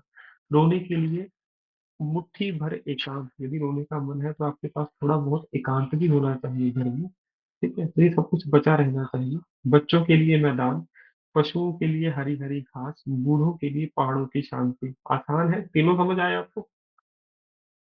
कि शहरों में मैदान नहीं बचे, पार्क बचे सोसाइटियों के, ठीक है? गाँव में जाओ इतना बड़ा ग्राउंड होता है। पशुओं के लिए हरी-हरी घास, अब तो शहरों में तो कहाँ देखोगे, पशु ही नहीं है गाँव। अब म्युनिसिपल कॉर्पोरेशन है जहाँ पे, वहाँ पे आप पशु नहीं रख सकते। तो पता है ना आपको ये रूल? चंडीगढ़ में आप गाय नहीं पाल सकते। बता सकता है मैं बात सही बोल रहा हूँ, लीगल बात है या इल्लीगल बात कह रहा हूँ? वकीलों, मेन में प्रश्न आ गया ना ये, फिर क्या करोगे? म्युनिसिपल कॉर्पोरेशन जहाँ पे होती है, वहाँ पे आप कोई भी कैटल नहीं रख सकते, ठीक है? कंफर्म कर लेना इस बात को। और इस बात सर बट अविश्वास, दिल्ली में तो रहती हैं, दिल्ली मैम भी तो दिल्ली एमसीडी एरिया नहीं के नहीं नहीं kind ma'am, of. Ma'am Delhi के अलग जगह आउटसाइडर में होगी, है। अलग जगह होती है। नहीं चंडीगढ़ में भी आउटसाइडर बिल्कुल नहीं, होनी मैं है। रजौरी गार्डन रहती हूँ, तो वहाँ पे वैसे रखी होगी सर, छोटे मोटे रखी एरियाज होगी। में रखी हुई हैं सर, और घूमती भी रहती हैं, बहुत घूमती हैं। मैम अगर आप केस करोगे तो म्युनिसिपल कॉर्पोरेशन की जिम्मेदारी बनता है उसका सोल्यूशन करना, ठीक है? चंडीगढ़ में जी भी आप, चंडीगढ़ में कभी गाय देखी है आप लोगों ने? भैंस देखी होगी आउटर पे, मिल्क कॉलोनी है, अलग से क्षेत्र दे देते हैं, आप वहाँ पे गाय भैंस चराओ। परंतु जहाँ पे म्युनिसिपल कॉर्पोरेशन, मैं खुद एक आंदोलन का हिस्सा रहा हूँ, पहला आंदोलन था मेरे जीवन का।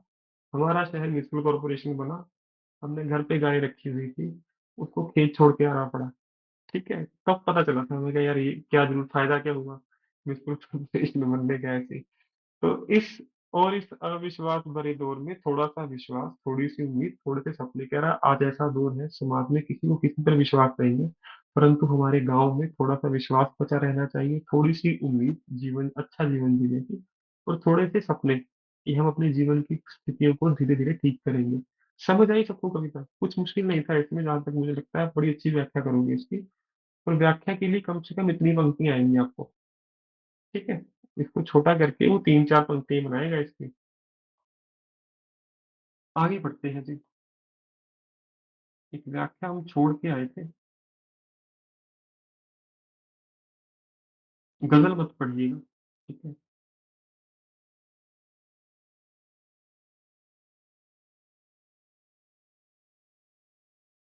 पीछे हमने कविता छोड़ी थी, जो मैंने कहा था आपको अंत में करवाऊँगा जी, घर की याद हमने कर ली थी। नई आँखें भी हमने कर लिया था, सुमित्रा नंदन पंत का।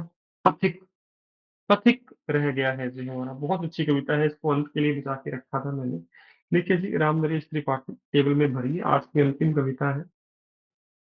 इसके बाद होमवर्क भी दिया जाएगा आपको, ठीक है? पढ़ने के लिए होमवर्क मिल गया ना आपको? देशभक्ति की कविता जो पाश ने लिखी है, जहाँ पे देशभक्ति शब्द है वहाँ पे सब कुछ फीका है, ठीक है? रामनरेश त्रिपाठी लिखिए।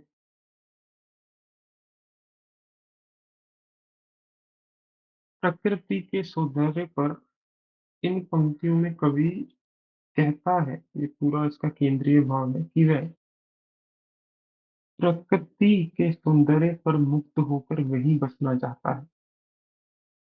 तो यहाँ पे वो समंदर के किनारे भी जाएगा, चाँद की भी बात करेगा, जंगल की बात करेगा, पशु-पक्षियों की बात करेगा, तो मतलब प्रकृति के जो सुंदर-सुंदर रूप हैं, उन सब की चर्चा होगी। कवि यहाँ पे पूरी कविता में यही कहेगा कि मैं इसी के पास रहना चाहता हूँ, ठीक है? इसलिए केंद्रीय भाव बताइए। Sir 2 minute. लिखिए, लिखिए, लिखिए। मैं शांत हूँ,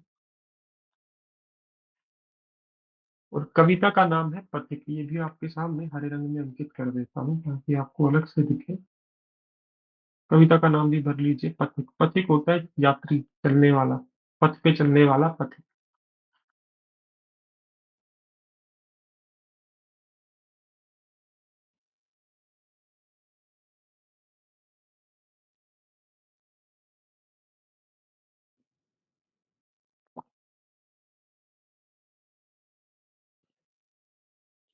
बताइए जी, संतुष्ट है उत्तर से?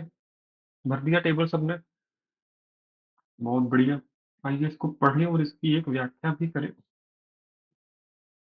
सुबह कौन सी करी बाद में देखते हैं, पहले सारा पढ़ लेते हैं जल्दी जल्दी। प्रतिक्षण, हर क्षण। नूतन, नूतन का अर्थ लिखिए नया। नूतन शब्द पहले भी आया, याद है आपको? पहले एक बार नूतन शब्द कर चुके हैं हम। ठीक है, तो क्या कह रहा है? प्रतिक्षण नूतन वेश बनाकर रंग बिरंग निराला। रवि, रवि कहते हैं सूरज को। पहले मैं शब्द लिखता हूँ जल्दी जल्दी, ताकि फिर आपको बड़ी आसानी से समझ आएगा, वरना बार बार प्रश्न पूछोगे। सूर्य। नभ होता है जी गगन। गगन मतलब अंबर। वारिधमाला, वारिध बादल। नीचे नील समुंदर मनोहर, ऊपर नील गगन है। घर पे बैठ, बीच में विचरू यही चाहता मन है। बहुत बढ़िया। बताइए जी, कुछ समझ आया अब शब्दों को जब आपको अर्थ पता चला? सर प्रतीक्षण ना मतलब टाइम टाइम थे। प्रति क्षण मतलब हर समय, हर सेकंड। क्षण होता है सेकंड, प्रति मतलब ईच। बताइए जी, बताइए समझ गए? तो क्या कह रहा है कभी यहाँ पे कि प्रतिक्षण नूतन वेश बनाकर रंग बिरंग निराला। हर क्षण, हर सेकंड नया नया रूप बना रहे हैं, नए नए रंग लेके आ रहे हैं। कभी सफेद है, कभी नीले हैं, कभी ये आपका कौन सा रंग होता है बादलों का, घना रंग, ठीक है, काला, कभी काले हैं। रवि के सम्मुख थिरक रहे हैं नभ में वरिंदमाला। और ये सूरज को ढककर क्या कर रहे हैं? थिरक रहे हैं। कौन है ये सारे? बादलों की माला, बादलों की श्रृंखला। समझ गए सारे? कि बादल जो है वो नए नए आकार बनाकर, नए नए रूप बनाकर, नए नए रंग में आकर सूरज को ढककर थिरक रहे हैं। नीचे नील समुद्र मनोहर, समुद्र देख लो शुद्ध रूप में लिखा हुआ है। ठीक है? समुद्र तो यहाँ पे बिंदु नहीं होता है, मैंने पहले ही बताया था एक बार आपको। समंदर लिख सकते हैं, अगर आपने समंदर लिखना है वो ऐसे होता है। ठीक है, समंदर। पर समुद्र शुद्ध रूप यही है, तभी वो समंदर परीक्षा में लिखते थे शुद्ध शुद्ध, तो समुद्र लिख के आइएगा। कि नीचे नील समुद्र मनोहर, ऊपर नील गगन है। उन बादलों के नीचे भी नीला समंदर है, ऊपर नीला गगन है, बीच में ये है घन। घन क्या है? घन क्या हो बताइए, घन का क्या अर्थ होगा यहाँ पे? कुछ छात्र बताना चाहेगा? घन पर बैठ बीच में विचरू यही चाहता मन है। घन का यहाँ पे अर्थ घने बादलों से है। कह रहा मेरा मन है मैं इन बादलों के ऊपर बैठ जाऊं और बीच में विचरूं, मतलब गगन और समुद्र के बीच में मैं घूमूं फिरूं, और उसका मन यही चाहता है कवि का। समझ गए? बताइए। बड़ी आसान पंक्तियां थी। सभी छात्र। रत्नाकर गर्जन करता, रत्नाकर का अर्थ लिखिए जी। रत्नाकर का अर्थ लिखिए जी। रत्नाकर गर्जन करता, समुद्र है आपका रत्नाकर, और समुद्र में क्या भी होता है सर लहरें रत्नाकर गर्जन का कर। मतलब? समुद्र, समुद्र सर, समुद्र। सी। समझ गए जी? बताइए।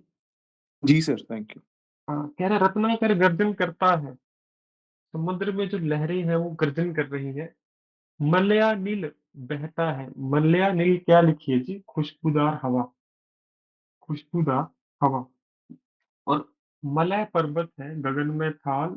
एक पंक्ति सुनिए, वहां पे ये शब्द मिलेगा आपको, गगन में थाल, रवि चांद दीपक बने, तारका मंडल जगत मोती, धूप मलयान लो, पवन चवरो करे। वहां पे भी मलयान लो है, यही मलयानिल है, इसका एक मलय पर्वत है। हमारे दंत कथाओं में, हमारी जो वाणी है उसमें भी है मलय पर्वत। चंदन का पर्वत है, उससे जो खुशबू आती है आपको, उसे कहते हैं मलय पर्वत। जब व्यक्ति जागृत अवस्था में आ जाता है आध्यात्मिक स्तर पर, तो ये खुशबू उसको सदैव मिलती रहती है, और कानों में ब्रह्मनाद टू कुछ ऐसी आवाज हमेशा चलती रहती है।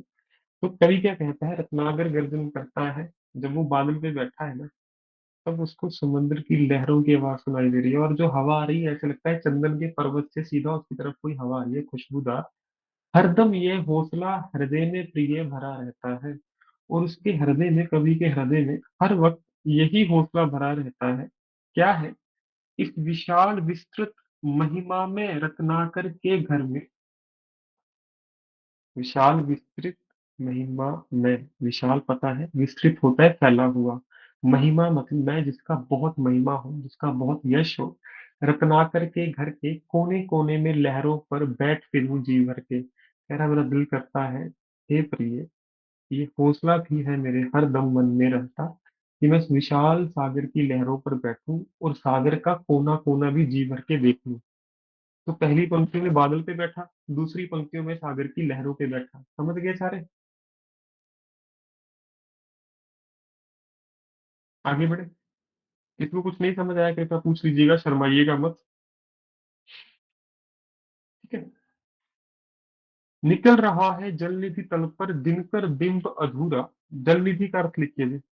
निकल रहा है जल निधि तल पर। जल निधि फिर से कौन होगा? तुक्का भी मार दो तभी ठीक हो जाएगा। समुद्र। समुद्र। और दिनकर किसी का नाम है? दिनकर का अर्थ तो पता होना चाहिए। सागर लिख सूर्य। लो। सूर्य, बहुत बढ़िया, धन्यवाद जी। दिन कौन करता है? सूर्य। कह रहा है निकल रहा है समुद्र तल पर, समुद्र के किनारे पर सूर्य निकल रहा है, परंतु अधूरा है, मतलब आधा ही निकला है अभी। कमला, कमला किसी का नाम है घर पे? उनसे पता है आपको? कमला का अर्थ बड़ा अच्छा नाम है कमला, प्रयोग नहीं होता, आउटडेट का मानते हैं, पर इसका अर्थ बड़ा अच्छा है। बोलो बोलो। माता लक्ष्मी। बिल्कुल जी, धन्यवाद। घर पे है ना किसी का नाम सर? और मैंने लक्ष्मी अशुद्ध लिखा है। भाई का नाम है। ओके ओके, बहुत बढ़िया सर, अच्छा नाम है। लक्ष्मी मैंने शुद्ध लिखा है, लक्ष्मी ऐसे शुद्ध होता है जी। क्या है? लक्ष्मी के कंचन मंदिर का मानो शांत कांगूरा। कांत का अर्थ लिखिए जी, सुंदर। पति को भी कांत कहते हैं। इसका पर्यायवाची शब्द है कांत, पंजाबी में कंत कहते हैं। कंगूरा का अर्थ लिखिए जी, बुर्ज, या इंग्लिश में आप कहते हो ना डोम। लाने के निज पुण्य भूमि पर लक्ष्मी की ये सवारी, रत्नाकर ने निर्मित कर दी श्रवण सर्क अति प्यारी। बहुत बढ़िया। रत्नाकर फिर से कौन है बताइए? समुद्र। अब मैं इसको पूरा समझाता हूँ आपको, क्या कह रहा है यहाँ पे। कह रहा है जब पानी की पहली पंक्ति में कह रहा है निकल रहा जल निधि तल पर दिनकर दिन मधुरा, कि अभी आधा ही सूरज चढ़ा है। और अगली पंक्ति में कह रहा है कमला के कंचन मंदिर का, लक्ष्मी के जो सोने का मंदिर है, कंचन होता है सोना, का मानो कांत कंगूरा, वो आधा सूरज ऐसा लग रहा है जैसे ये पूरा समुद्र उस लक्ष्मी माँ का एक मंदिर हो। सूरज उस पे एक गुंबद की तरह है, बुर्ज की तरह है, गुंबद भी लिख सकते हो उसको आप, गुंबद लिख देता हूँ। समझ गए? लाने को निज पुण्य भूमि पर लक्ष्मी की यह सवारी, और लक्ष्मी देवी को इस धरती पर लाने हेतु उसकी असवारी को सवारी ही कहते हैं, जिसपे लक्ष्मी बैठ के आती है, उल्लू है, आपको पता होना चाहिए। उसकी सवारी को धरती पर लाने के लिए रत्नाकर ने निर्मित कर दी सड़क स्वर्ण अति प्यारी। और ऐसा प्रतीत होता है कि समुद्र में सूर्य की किरणों से एक सड़क बन गई है, जो किसके लिए है? लक्ष्मी देवी के धरती पर आने के लिए। समझ गए सारे? सर ये कमला के कंचन मंदिर दोबारा समझा दीजिए। मैम कमला है लक्ष्मी, कंचन का अर्थ है सोना। कह रहा लक्ष्मी देवी के जो सोने का मंदिर है ना, सूरज ऐसा दिख रहा है जो आधा निकला है अभी समुद्र के तट पर, जैसे वो उसका कोई बुर्ज हो, गुंबद हो, डोम का काम कर रहा है सूरज। मान लो मैम ये समुद्र है, सिनेरियो क्या है? सूरज आधा निकला है अभी। कवि क्या कह रहा है? मुझे कैसा प्रतीत हो रहा है कि ये शांत समुद्र लक्ष्मी का मंदिर है। ठीक है। और ये इसके ऊपर किसका काम कर रहा है? सूरज डोम का। और सूर्य की किरणों ने एक सड़क सी बना दी है जिससे लक्ष्मी अपनी सवारी पर बैठ के धरती पर आ सके। वो सूर्य को ऐसे कल्पना कर रहा है सूरज की। तो अलंकार ओके कौन सा सर। है बताओ? रूपक। रूपक। रूपक। रूपक, बहुत बढ़िया जी, स्वर्ण सड़क रूपक अलंकार। ठीक है। निर्भय दृढ़ गंभीर भाव से गरज रहा सागर है, सागर है, निर्भय है, दृढ़ है, गंभीर है, और सागर गरजता भी ऐसे ही है। लहरों पर लहरों का आना सुंदर अति सुंदर है। एक लहर पर दूसरी लहर आ जाती है, फिर तीसरी। वो कह रहा बड़ा सुंदर दृश्य लगता है मुझे। कहो यहाँ से बढ़कर सुख क्या पा सकता है प्राणी। कह रहा इस दृश्य से बड़ा सुख कोई हो ही नहीं सकता आपके जीवन में। अनुभव करो हृदय से, हे अनुराग भरी कल्याणी। कह रहा आप इस दृश्य को यदि हृदय से अनुभव करो। अनुराग क्या क्या होता है, याद करवाओ मुझे, प्रेम। बताइए। प्रेम। ठीक है, तो अनुराग भरी कल्याणी, तो कह रहे हैं उसको देखकर हृदय में जो भावनाएं आती है ना, वो प्रेम तथा कल्याण से भरी हुई है। बताइए, समझ आया सबको? आसान सी ये पंक्ति है, फिर भी प्रश्न हो पूछ लीजिएगा, एक बार करना हमारा कर्तव्य है। ठीक है, जब गंभीरतम अर्ध निशा में जग को ढक लेता है। लिखिए, तम का अर्थ लिखिए अंधेरा।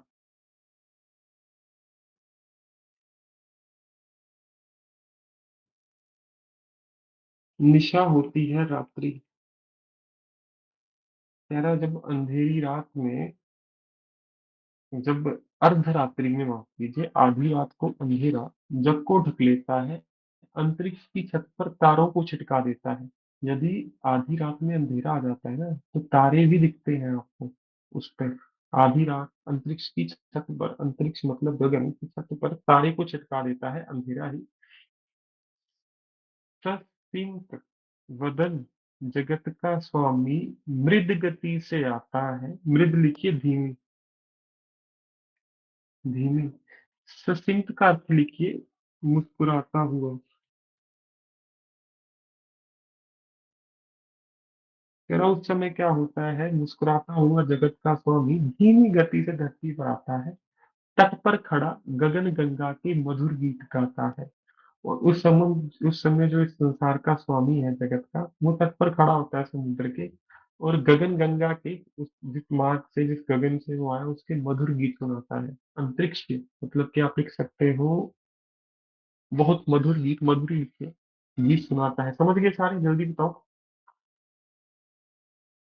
कि कब ईश्वर धरती पे आता है आधी रात को, जब तारे आपके आसमान में होते हैं, तब वो ऊपर जो ईश्वर परमात्मा है वो मुस्कुराता हुआ धरती पर आता है, जगत का स्वामी, तथा मधुर गीत गुनगुनाता है समुद्र के किनारे खड़ा होकर। तो समंदर बार बार आ रहा है कि मुग्ध हो नभ में चंद्र भी हंस देता है। लिखिए अगले शब्द का, विमुग्ध। विमुक्त क्या होता है जी, लिखिए प्रसन्न। उससे ही प्रसन्न होकर, नभ मतलब आकाश।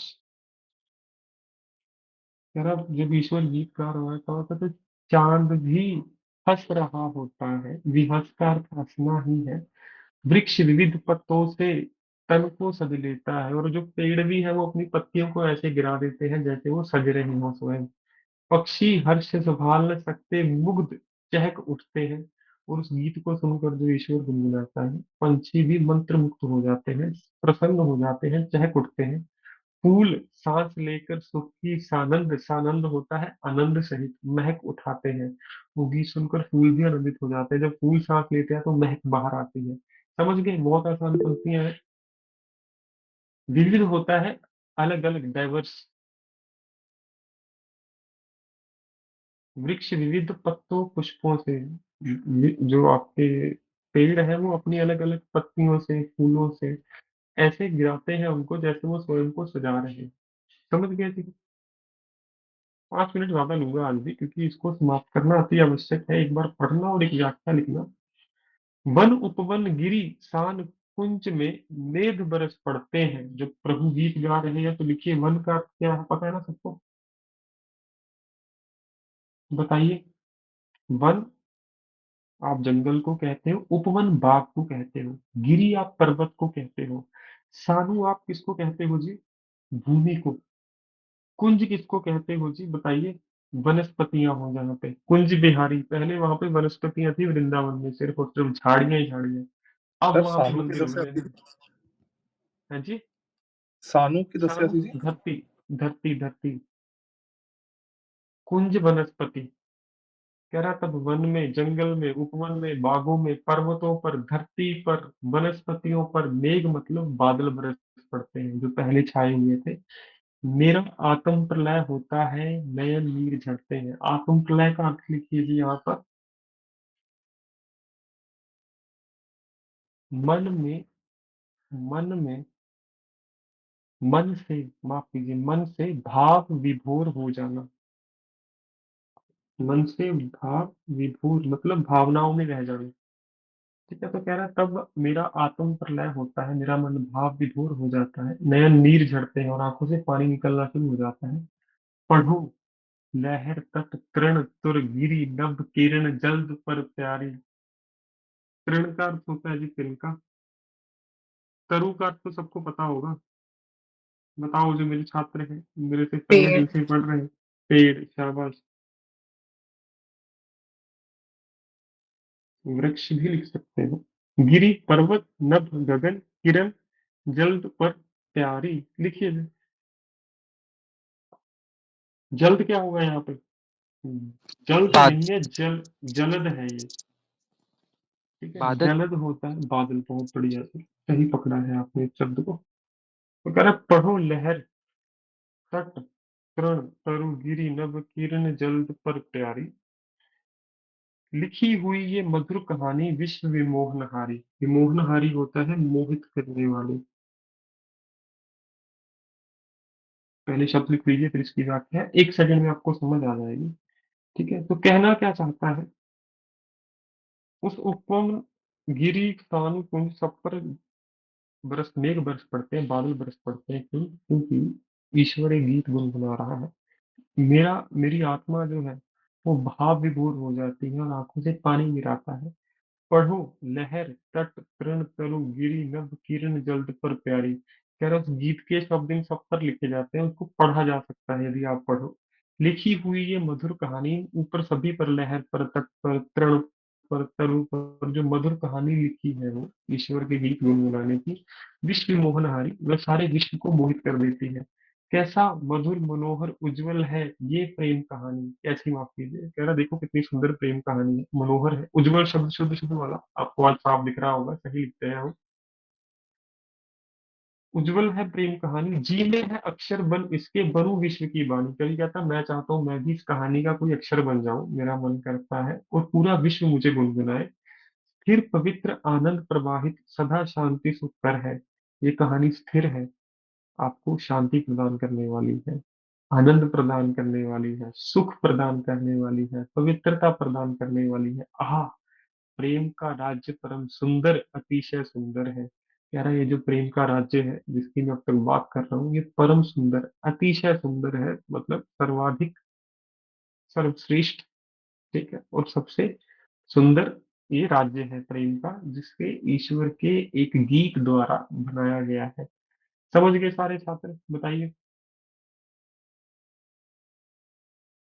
आसान है कविता, परीक्षा में आ सकती है क्योंकि इसकी भाषा थोड़ी सी जटिल है। ठीक है, जटिल का अर्थ है यहाँ पे थोड़ी सी कंफ्यूज कर सकती है यदि आपको शब्दों का नहीं पता हुआ, इसीलिए पूछेगा वो ये आपसे। क्योंकि समस्या आपको यहाँ पे शब्द देंगे, और सुबह मैंने करवाई थी पहली 8 पंक्तियों की व्याख्या, अब कर रहा हूँ आखिरी अंतिम 8 पंक्तियों की। पहली 8 पंक्तियां आसान है, और यदि मुश्किल प्रश्न पूछने का मन हुआ ना तो ये पूछेगा, क्योंकि इसमें आपकी पूरी की पूरी वकैब चेक हो जाएगी। लहर तट तरण वन उपवन गिरी सान कुंज मेघ, शब्द पढ़ के 6 नंबर दे देगा 7.5 में से, यदि सारे शब्द लिखे हुए आपने वहां पे। तो आइए शुरू करते हैं, जल्दी जल्दी लिखेंगे, फिर से आज 10 मिनट ज्यादा लगेंगे, माफी चाहता हूँ, परंतु थोड़े दिन। ठीक है, मुझे ये दे दीजिए जब तक व्याख्या चलेगी, फिर आपको कभी ऐसी समस्या नहीं आएगी। सर लिखिए जी। रिकॉर्डेड होगी ना ये? रिकॉर्ड हो रही है जी, हो रही है ठीक बिल्कुल। है सर, ठीक। Thank you sir. अभिनंदन जी, लिखिए जी इसकी व्याख्या। सुबह वाली भी आपको मिल जाएगी, वो भी एक बार पढ़ लीजिएगा, वो आपको बड़ी आसान लगेगी, क्योंकि इसमें कुछ ज्यादा मुश्किल नहीं है, यहाँ पर बहुत कुछ मुश्किल है। व्याख्या लिखूंगा जल्दी जल्दी।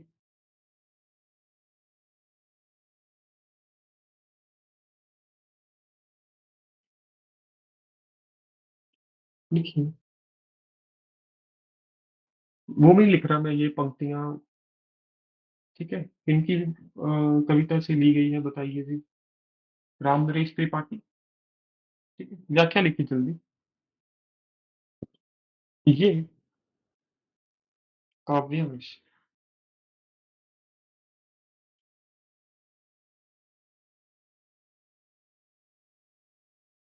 प्रकृति की स्तुति से ओत-प्रोत है। आज शब्द सीखा, आज ही 2 बार प्रयोग कर लिया। ये काव्यांश प्रकृति की स्तुति से ओत-प्रोत है। देखिए, सर स्तुति में कवि छोटे ई कहता की नहीं छोटे ऊ की नहीं आएगी? सर हाँ, माफ़ कीजिए जी, स्तुति हाँ, बस स्तुति लिख दिया, माफ़ कीजिएगा। ये काव्यांश प्रकृति की स्तुति, ठीक है, से ओत-प्रोत है। आगे लिखिए क्या कहता है, वन उपवन लिखिए।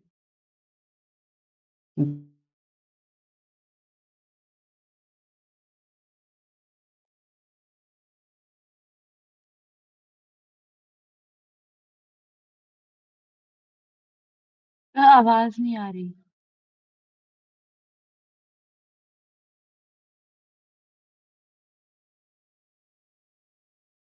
जी सर, सुनिए हमने क्या कहा। अच्छा जी, सुननी तो चाहिए जी। सुन रही है मेरी आवाज़ सबको? अब आ रही सर है अब आ सर। रही है। बिल्कुल जी, कुछ चिंता नहीं, मैं इसका इलाज करता हूँ पक्का। मुझे लगता है कि हमारी छात्र में कोई है, छात्र ऐसा जो समस्या उत्पन्न कर रहा है। पहले ऐसा कभी नहीं हुआ हमारे साथ इतना, ठीक है? पर कल से हो जाएगा। कक्षा अभी मैं ओपन रखता हूँ, मतलब आप इसमें छेड़छाड़ कर सकते हो। कल से ही क्लोज़ होगी। ये काव्यांश प्रकृति की स्तुति से ओतप्रोत है। देखिए, जिस समय कवि जी का हृदय कवि जी का हृदय हृदय शब्द शुद्ध-शुद्ध में आ सकता है। द के पाँव में यदि आप हलंत भी लगा दें, कोई बुराई नहीं है। जिस समय प्रकृति कवि जी का हृदय भाव विभोर होता है, ये पहले लिखना पड़ेगा क्योंकि हमें नहीं पता पिछली पंक्तियाँ क्या थी इसमें।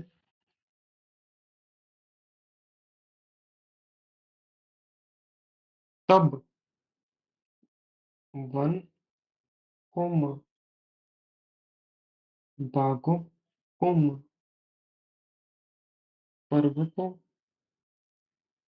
कोम धरती कोम कुंज वनस्पति। शब्द देखिए, वनस्पति मैंने शुद्ध लिखा है, अशुद्ध लिखा है?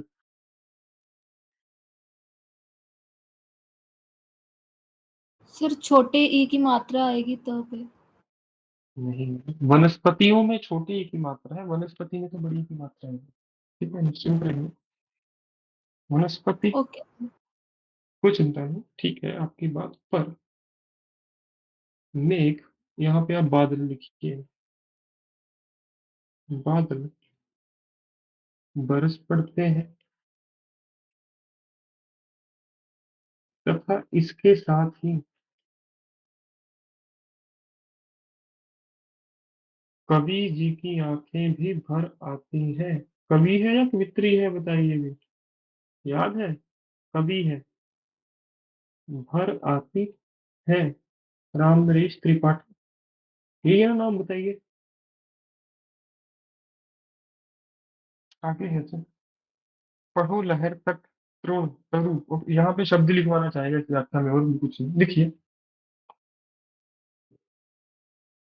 इस दृश्य की मधुर कहानी के शब्द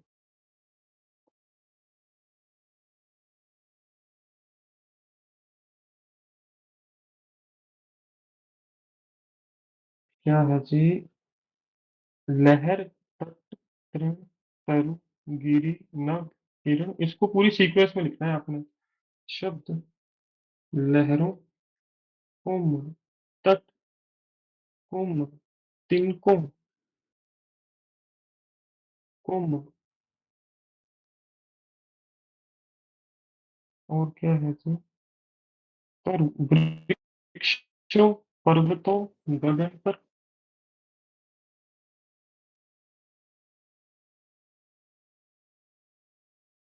2 बार लिखा मैंने पर्वत।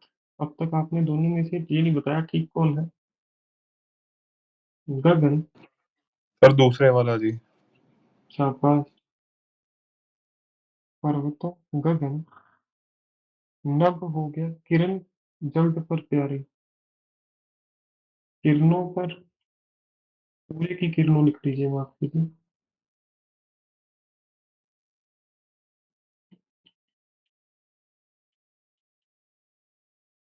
कि किरणों तथा बादलों पर पढ़े जा सकते हैं।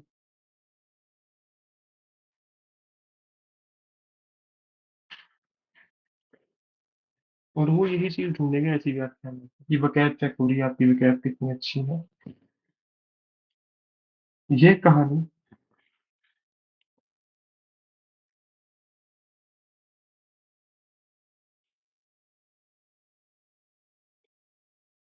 संपूर्ण संसार को मोहित करने वाली है।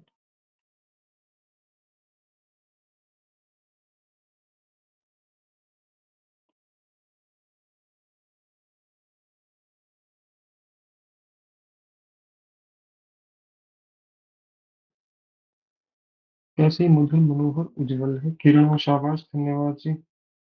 किरणों नहीं, किरणों नाम से है। ठीक है, तिनको मैंने ठीक लिखा है, वो बस देखने के लिए कि आपको शब्द ठीक लिखता आता है नहीं, तिनको ठीक लिखा है यहाँ पे। कैसी मधुर मनोहर उज्जवल है ये प्रेम कहानी, जी में है अक्षर बन इसके बनू विश्व की वाणी।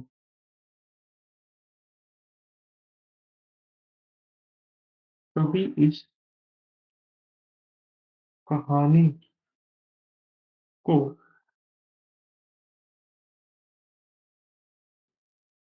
मनोहर तथा पवित्र की संज्ञा देता है, तथा स्वयं इस कहानी का कोई शब्द बन, और मैं थोड़ा छोटा लिखूंगा क्योंकि जल्दी में है, आप मुझे पता है। शब्द बन, बन संसार द्वारा,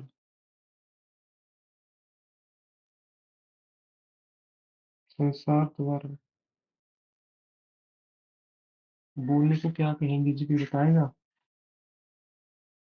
संसार द्वारा किसका हिस्सा बनना चाहता है, द्वारा वाणी का एक भाग बनना चाहता है। ठीक है, वैसे नरेशन को क्या कहते हैं बताओ, मुझे शब्द याद नहीं आया तो मैंने वाणी लिखी है। एक पवित्र आनंद प्रवाहित सदा शांति सुख कर है, आहा प्रेम प्रेम का राज्य परम सुंदर अतिशय सुंदर। देखिए, ये कहानी पिता कोमा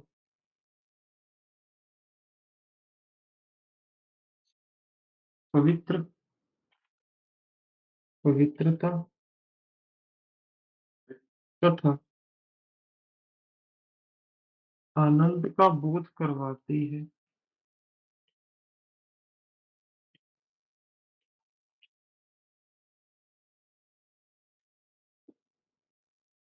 इस कहानी को कवि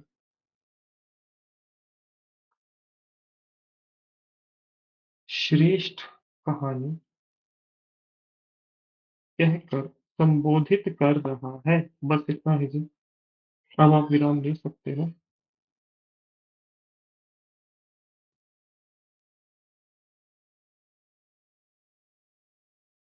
लीजिए जी, माफ कीजिए, आप थोड़ा सा ज्यादा समय लिया आपसे, परंतु अति आवश्यक था। यदि ऐसा कुछ पेपर में आ जाए तो कर पाओ आप। ठीक है, इसके बाद विशेषताएं आप लिखोगे, उस व्याख्या को थोड़ा बड़ा करने की यदि आपको आवश्यकता पड़े तो कर लीजिएगा। जिनके प्रश्न है जल्दी जल्दी पूछिए जी। सर ਤੁਸੀਂ प्लीज वो बुक्स कर दियो शेयर आज व्हाट्सएप ग्रुप च। हो जाएगी जी, हो जाएगी, निश्चिंत रहिए आप।